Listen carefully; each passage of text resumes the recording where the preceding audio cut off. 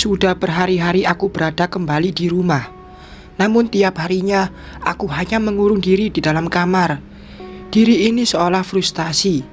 Aku keluar dari kamar hanya saat makan atau mandi saja.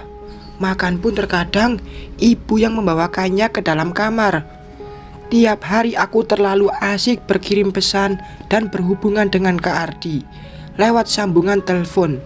Tentu saja semua itu diam-diam kulakukan. Tok, tok. Mita, ini ibu bawakan makanan. Kamu makan dulu ya.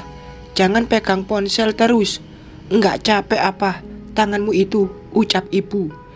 Ia langsung masuk kamar tanpa menunggu persetujuanku. Iya bu, jawabku singkat. Mita, sampai kapan kamu bakal terus begini sayang? Tanya ibu padaku. Aku menunggu Kak Ardi datang bu. Dia berjanji bakal datang menjemputku, ucapku antusias. Mita, kamu ini jangan menghalu dan terlalu percaya dengan ucapannya. Itu semua tidak akan pernah mungkin terjadi sayang, tutur ibu berusaha menyadarkanku. Bu, dia udah janji bu, protesku lagi. Kamu ini ingat enggak Mita, saat kamu benar rapuh dan berada di titik terbawah, kemana dia? Dia menghilang dan tak pernah muncul. Jangankan datang ke sini, lewat telepon saja enggak. Semua itu harusnya membuatmu sedikit sadar. Pria itu telah terlalu dalam menyakitimu. Dan sekarang dia datang lagi saat kamu sudah bisa sedikit bangkit dan mengacaukan segalanya. Kamu kembali lagi terpuruk seperti ini, ucap ibu seolah mengeluarkan beban yang selama ini dipendamnya sendiri. Bu, jangan ngomong seperti itu, selaku cepat. Sekarang jangan protes lagi. Letakkan ponsel itu dan cepat makan. Ibu enggak mau kamu tambah sakit, pungkas ibu tanpa merespon ucapanku. Sebulan sudah bapak di rumah dan kini ia pamit padaku untuk kembali ke pulau seberang. Meski aku masih saja terpuruk, namun ibu mengizinkan kepergian bapak. Mita, cepatlah bangkit nak. Kasihan juga ibumu jika kamu terus-terusan seperti ini. Bapak pamit ya. Serahkan semua pada pemilik hidup Mit. Biar kamu diberi ketenangan batin dan kejernihan dalam berpikir, pesan bapak padaku. Iya pak, jawabku singkat. Entah mengapa ucapan bapak barusan hanya kuanggap angin lalu. Diri ini masih saja percaya akan janji yang diberikan Kak Ardi. Aku percaya ia pasti bakal datang menjemputku. Resapi ucapan bapakmu tadi Mita.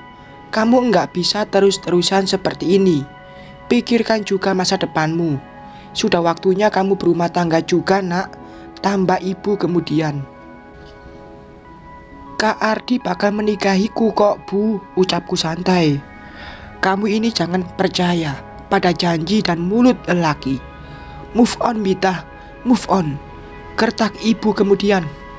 Wanita parubaya itu lantas lebih memilih untuk diam, seakan ia benar-benar lelah menghadapiku yang semakin bebal dan tak mau mengindahkan ucapannya. Tidur, mandi, makan, dan kembali tiduran. Itu sudah menjadi kebiasaanku berbulan-bulan. Ibu seolah telah pasrah dan lebih memilih berhenti menasihatiku.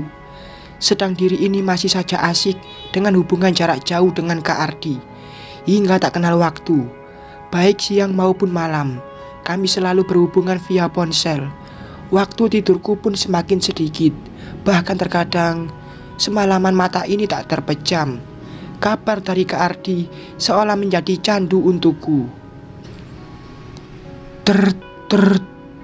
Panggilan masuk dari Kak Ardi lagi. Tentu saja aku sangat antusias. Bergegas kurai ponsel yang tergeletak begitu saja di atas bantal. Halo sayang, sapaku padanya. Mita, aku kangen. Padahal tiap waktu kita selalu berbagi kabar begini. Sehari pun tak ada yang tanpa suaramu, ucap Kak Ardi. Makanya pulang kak, Udah terlalu lama aku menunggumu. Sampai kapan aku harus begini, Kak? Kalau ada cowok yang menarik hatiku, gimana? Ucapku memberi kode. Sabar dong, semua butuh waktu, Mit. Jangan sampai kamu berhubungan, apalagi dekat dengan cowok lain. Aku tak mau itu, ancam Kak Ardi padaku. Padahal udah hampir setahun aku menunggu kembalinya pria beristri itu. Selalu saja janji-janji manis yang ia berikan. Bodohnya diri ini juga yang selalu tunduk dan mengikuti ucapannya.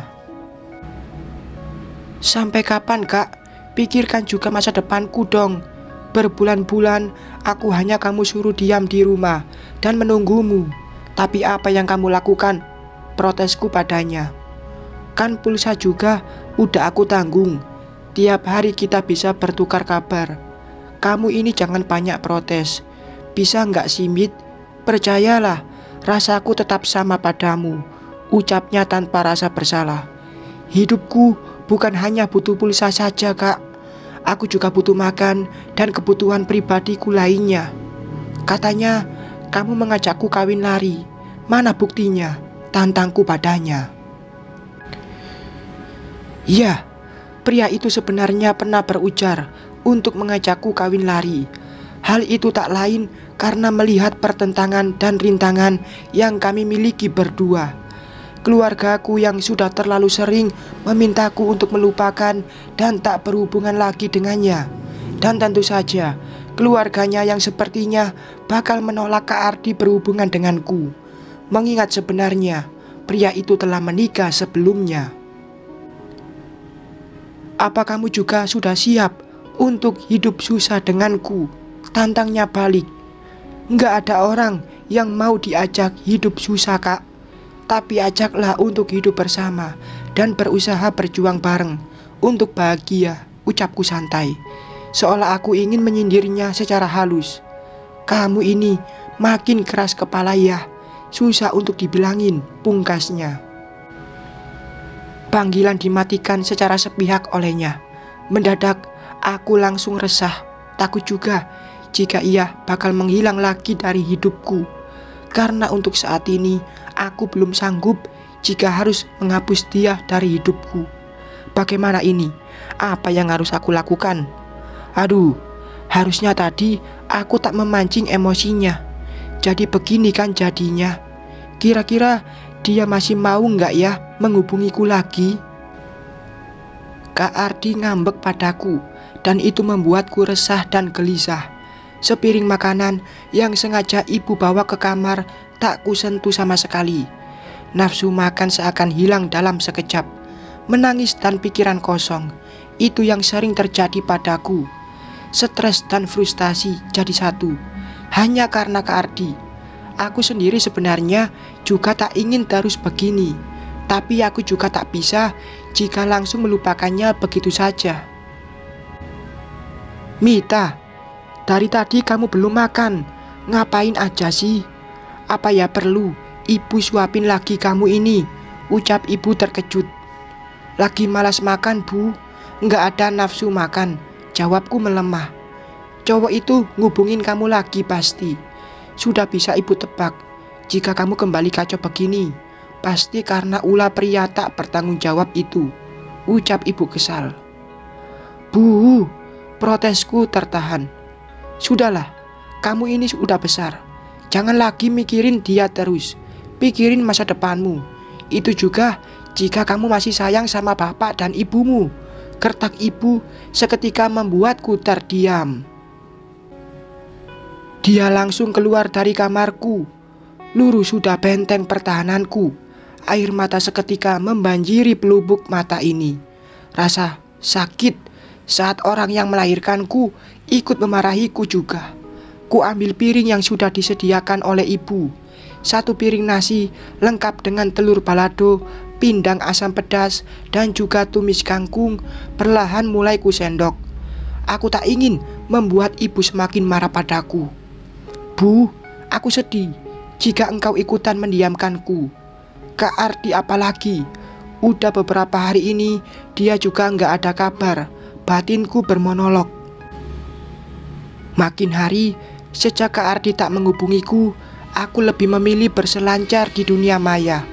Postingan teman-teman yang ku kenal tentu saja membuatku sedikit diliputi rasa iri. Andai aku bekerja lagi, tentu aku juga bisa seperti mereka, ucapku dalam hati. Perhatianku tertuju pada postingan teman Kak Ardi. Dia satu kerjaan dan tinggal bareng Kak Ardi juga di dalam mes. Kulihat dengan seksama, dia begitu dekat dengan istrinya. Pupus sudah harapanku bertahun-tahun ini. Ibu, panggilku. Ku cari wanita yang sedari tadi belum terlihat batang hidungnya itu. Iya, Mit, ada apa? Ada yang bisa ibu bantu? Ucap ibu. Ia tergopoh-gopoh berjalan dari arah dapur. Bu, boleh nggak aku minta buat dibeliin paket data? Ucapku takut-takut. Buat apa sih, Mit? Itu cuma membuatmu bakal sedih lagi. Sementara kamu stop dulu aja deh main ponselnya. Ibu enggak tega melihatmu tiap kali sedih. Pinta ibu. Iya bu, aku pengen paket data juga buat cari kerjaan bu. Aku lelah seperti ini terus, keluhku padanya.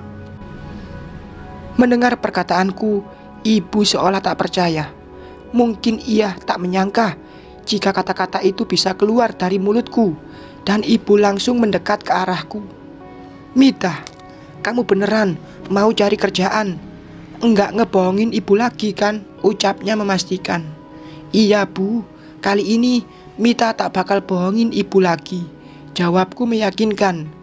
Dalam waktu sekejap paket data itu telah dibeli oleh ibu. Kenapa dia masih baik banget setelah dalamnya luka hati yang telah aku berikan? Dengan senyum mengembang, ia menyusulku yang tengah asik berbaring di atas ranjang. Mita, ini ibu udah beli paket datanya. Beneran ya, kamu cari kerjaan yang benar? Ibu enggak mau, kamu sedih lagi. Sudah cukup lama, senyum manis itu hilang dari wajahmu, papar ibu. Iya bu, doakan Mita cepet dapat kerjaan ya, yang bisa sesuai juga dengan kemampuan yang aku punya, pintaku pada ibu. Tentu sayang, tanpa kamu minta pun, doa ibu selalu menyertaimu, pungkas ibu berkaca-kaca. Bersambung.